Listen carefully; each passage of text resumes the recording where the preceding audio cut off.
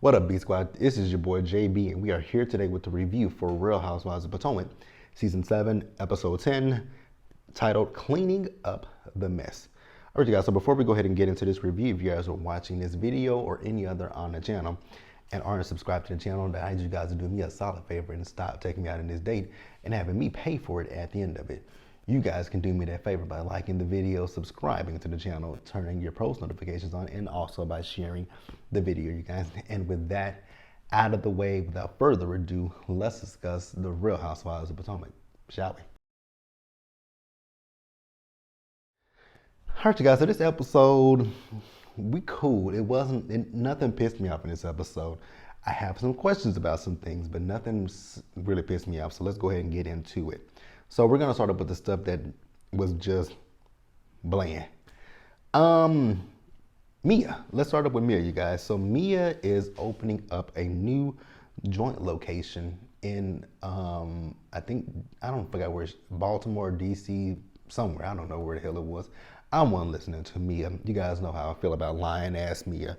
But she's opening up a new joint chiropractic, and I was like, Now, isn't this kind of interesting, because I remember a few months ago that you told us that Gordon's brother had locked you guys out of the company. So what's the purpose of us seeing this scene?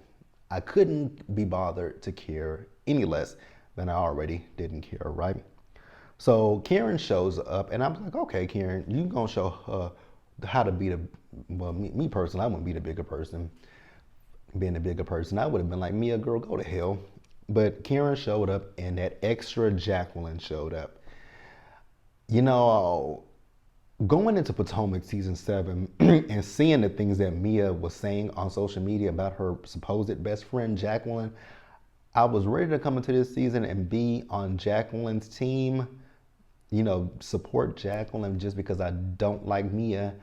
But the fact that this woman has ridden so hard for a woman who has mistreated her on the show and off the show just screams, pick me, or it screams, I'm on a budget and I need you to like me, you know, put me some money and all this kind of stuff. It's what is given to me personally.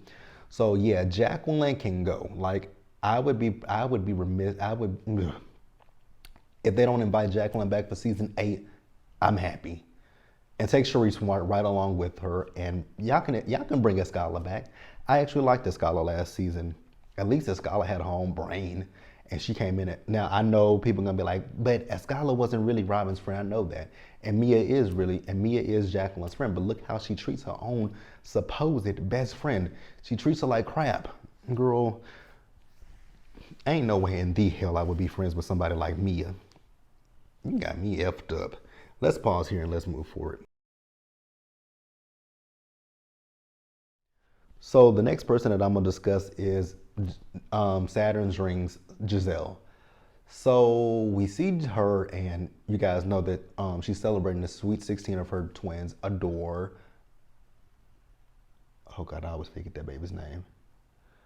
I think it's Angel and Adore, or Adorn, something like that. Oh, I hate doing that, but I always get them kids' names wrong. It's Grace, Angel, and Adore, or Adorn. One of the two. I don't know which one it is, but beautiful young ladies, and they're having their birthday party. I was like, wow, whoever did the decoration for this birthday party, go and decorate her raggedy ass house, upgrade her fashions, and fire Cal. The wig, even that jumpsuit, I was looking at her like, girl, how is a jumpsuit ugly? The jumpsuit was ugly that she had on. I was like, girl, this jumpsuit is just screaming. No, it's screaming dress barn. Well, not dress barn, it's screaming, I got it from clearance. It's screaming, I got it from Goodwill. It's screaming Salvation Army. It's screaming cheap.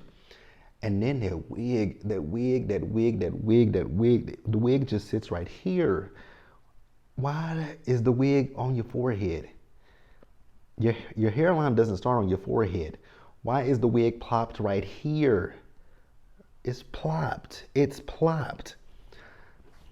It's plopped. And Cal was at the birthday party. I'm like, girl, it's about time to fire Cal. But I think at this point, Giselle has taken on the brand of tacky. She likes the fact that people talk about her and her fashions, and she just runs with it. I want her to run with it off the show. How about that? Oh, God. But Jamal was there. They gave a speech for the girls. They sang the girls happy birthday. Once again, her daughters, beautiful young ladies. It's so interesting to see her and then her daughters. But I'm so glad that those girls are not, never mind. I was about to say something not so nice. Let's pause here and move forward, you guys. You guys, this episode really, when you think about it, this episode was kind of fillerish because not a lot of stuff happened. But let's talk about Wendy real quick. So we see Eddie. So he's picking up Wendy from the airport. So after Miami, Wendy went to Chicago where she had to speak. She was a keynote speaker at the University of Chicago.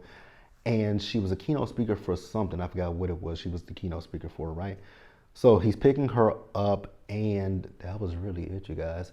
Now she is talking about how she's gonna have to have surgery for, was it kidney stones or gallstones? One of the two. I know it's something that you got to pass, and I pray to the good Lord that I never have to pass a kidney stone or a gallstone, because I've heard that those things are painful. But she's getting it surgically removed, baby. If you tell me I got a kidney stone or a gallstone, I'm gonna be like, can you cut it out of me?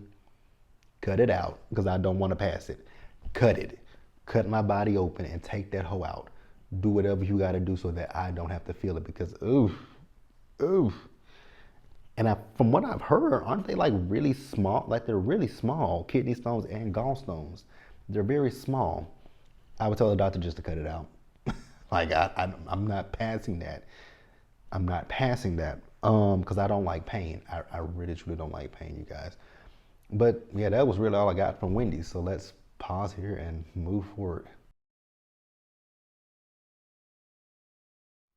All right, you guys. So next up, let's talk about Hey Arnold Stewie. Oh, you guys. So she went over to Uncle Lump's house, right? And she was talking to Uncle Lump and her aunt. So she only has, what's the baby's name? Oh God, what is that baby's name? Mm. Mm-mm-mm.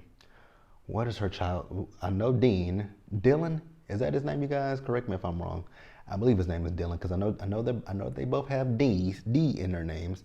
So she only has, we're gonna call him Dylan. If his name ain't Dylan, we're gonna call him Dylan. She has Dylan with her, right? And she was supposed to bring Dean with her, but Michael had just got back home from Vegas. I'm like, damn, he is traveling a whole lot. Michael really doesn't want to be on this season of the Real Housewives of Potomac, and I thank you, Michael. I don't have to look at your ugly face, so thank you, sir.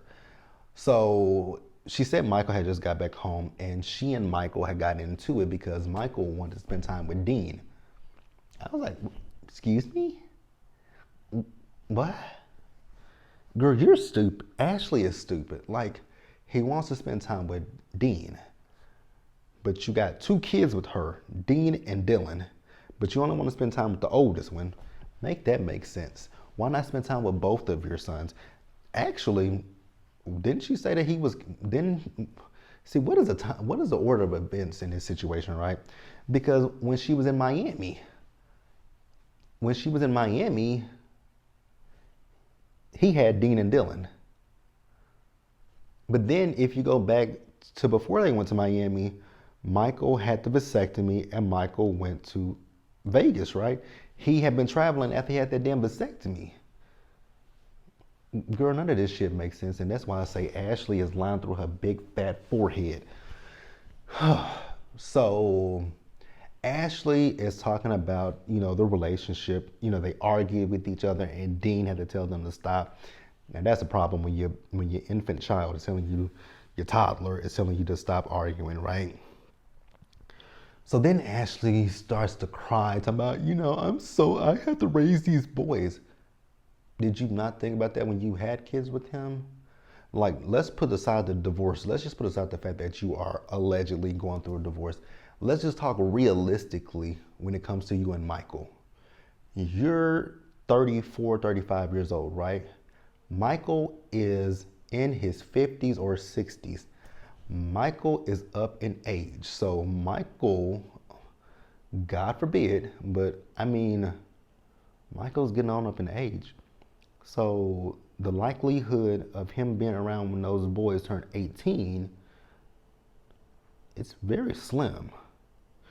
It's kind of slim. Let's just keep it real. Because even when my mom was 40, and Michael is much older than what my mother was when I was born. My mom was in her 40s. Actually, my mom had just turned 40 when I was born. The year I was born, my mom had just turned 40, I think. I think my mom had just turned 40, but 19. My mom was born in 1940, and I was born in 89. So, oh, my mom was 49 years old, so she was almost 50 at the time that I was born. So Michael was already in his 50s. So if you put 50 plus 18 and you got two kids, Michael's gonna be damn near 70 or 80. Michael's gonna be damn near 70, depending on how old Michael is. Michael's gonna be an older man. Like those people are going to say that those are his grandkids. Just saying. But you didn't think about that you might be alone if your husband, kicks the bucket. Just saying. Like, we gotta be realistic here. Gotta be realistic. What else? But yeah, she's talking about how she's gonna be by herself, girl. I don't feel a lick of ish for Ashley Darby. Let's pause here and move forward. All right, you guys, next up, let's talk about Karen Huga. So Karen has that thirsty ass guy, Matt, over to her home, right? So Karen is planning for, now, before I came on here, I did see that Karen posted that this flyer. So she's gonna have this event on February. Now I don't know if it's this event that she was planning on the show or if it's just whatever, but she's planning a live show. I don't know what this live show is gonna consist of. I was just like, Karen, what are you gonna be doing live? It's giving that, despite how, I might not like Zelle and Robin, but girl, it actually is giving that you took the idea and you running with it. Because now I know Karen has a YouTube channel currently, and I know she talks about the Real Housewives of Potomac, but girl, you just recently started this YouTube journey. You just recently started your YouTube journey. So you can't say that was what this was, but she's having an event February 6th of 2023. I don't know where it is, but she's having an event. So she has Matt coming over and they're planning this event. And I'm just like, none of this shit this sounds like a circus, because they're gonna have a drag show. They're gonna have some drag queens. They're gonna have this, they're gonna have that. I was like, this sounds like a 3-ring circus. And you guys know how I feel about Karen. You guys know I love me some Karen. But I was just like, this sounds like a 3-ring circus. Minus the clowns. Oh, God. If you know anything about me, you know that I am terrified to death of clowns. Can't stand clowns. Oh, also, you guys, Karen got a little lasagna in her house. I was like, okay, Karen, come on. I was with Karen, you guys. But let's pause here and let's move forward to what really happened in the episode. All right, yeah, so let's talk about boy Robin real quick. And I'm actually let me call her by her name. Let me call her Robin. I actually really did feel bad for Robin in this scene. So we see Robin, so she and her girlfriend, they're doing their podcast. Now let me ask y'all out there, who in the hell is listening to that podcast? I listened to one episode of that podcast and I was bored. I was just like, what the hell am I listening to? But the podcast, I was about to say not for lazy moms. That is Monique. The podcast is called Reasonably Shady. So they're going to be doing a live show. And I guess that live show, because if y'all go look on my Instagram page, I posted a clip from their show when Ashley was doing that afflicted ass Dougie. Oh, God. Please ban Ashley from TikTok. Oh, I shudder every time I see that girl on TikTok. And I don't even get on TikTok. It just be on Twitter. Please ban Ashley from TikTok. So, are y'all listening to that podcast, by the way? Let me know in the comment section. No judgment if you do. Just want to know how many people are listening to that podcast. Because they're talking about how big it's gotten. Really? Really? I can't move no further because if I do, I'm gonna fall. But really? Y'all listen to the podcast? Let me know. No judgment. So Robin is talking about the fact that the wedding, the prenup, and she was supposed to work on the prenup while she was on the trip, but there was no moment of peace. Girl, you knew that. You ain't working on no damn prenup. The likelihood of Robin and Juan getting married is the likelihood of me playing the lotto and hitting the lotto, and I don't even play the lotto. So they talk about Wendy because Giselle is like, I heard Wendy was, saying some stuff at the club. And I'm gonna make a mention to Wendy's tweet after the clip of the episode. This episode came out. She said it doesn't last long. So we see. So Robin is going to be having a conversation with Candace. She told Giselle that. So we then see Robin and Candace, they meet up, right? So this is where I really did feel bad for Robin because her hairstylist, her brother, her sister, or her brother-in-law, it could be the reverse. So it could be her sister and her brother-in-law or her brother and her sister-in-law. They tragically died in a car accident. And I was like, oh, that's really sad. Like, I really felt her pain in that moment because one of my really really good friends, she was, I loved this girl. She was one of my best friends. So she died in 2002. I was in the 8th grade and she was in the 10th grade. And her and her cousins, they had went out for the night and they went on some kind of a road and they went down an embankment.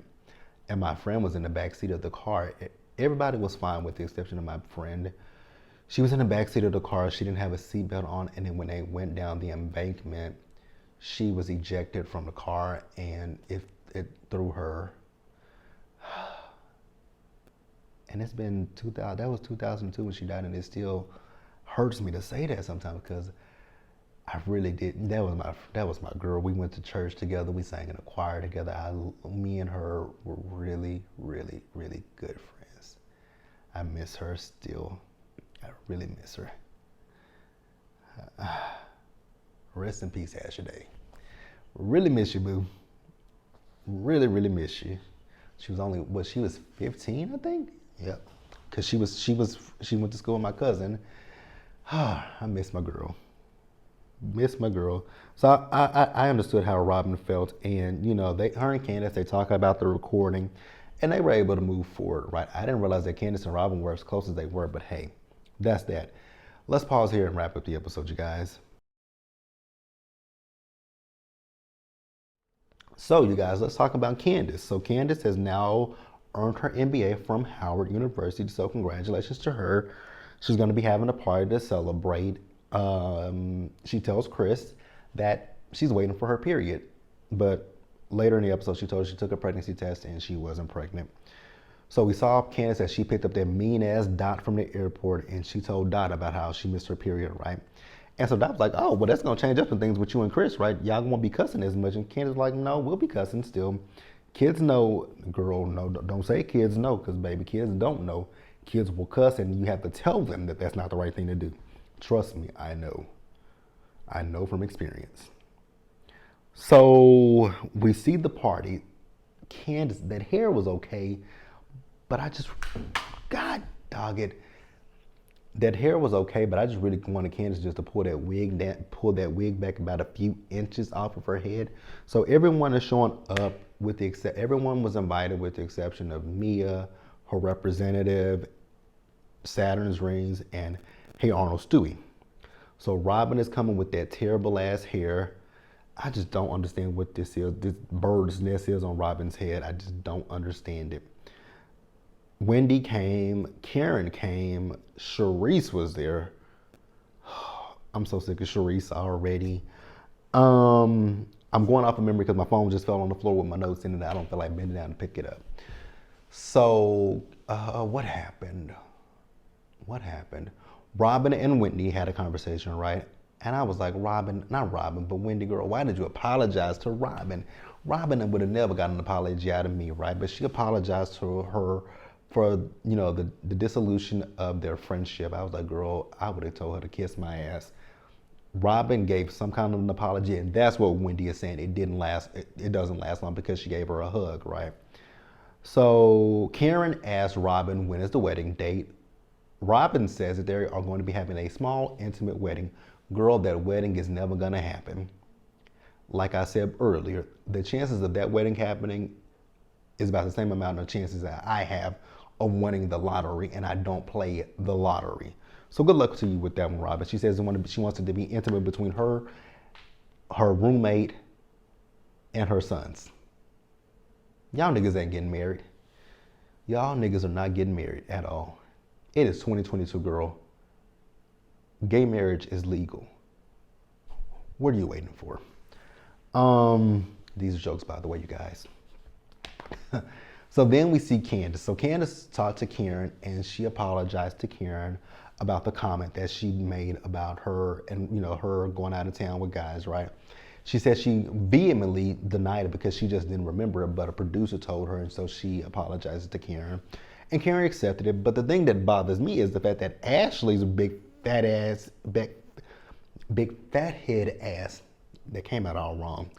I meant to say big fat head ass. Her big head ass, you were saying people come to you with stuff about Karen and Ray. So you threw Candace under the bus, but you should have threw yourself under the bus as well, you big head helper. So that was that. And then Ray and Chris were talking, right? So Ray feels like Chris should apologize to Giselle for how she interpreted things, right? Let me see. How do I feel about that? Could Chris apologize to Giselle? Absolutely. And it doesn't have to be an apology of, I know how Chris is taking it, like it's an admission of guilt, right? You could say, I'm sorry, my intentions were this, but you perceive it that way, and that wasn't my intention. And you could say that. It doesn't really have to be an apology, but he doesn't want to apologize, and I'm not going to say he needs to apologize to her. He can just say, the intent was not what you took it as. If you took it, which she didn't know. That's the problem that I have with this situation. She didn't take it any kind of way. I think she just really just wanted to run with this because she has no storyline of her own. Look at that brief scene of her with her daughter's beautiful scene, but she has no damn storyline.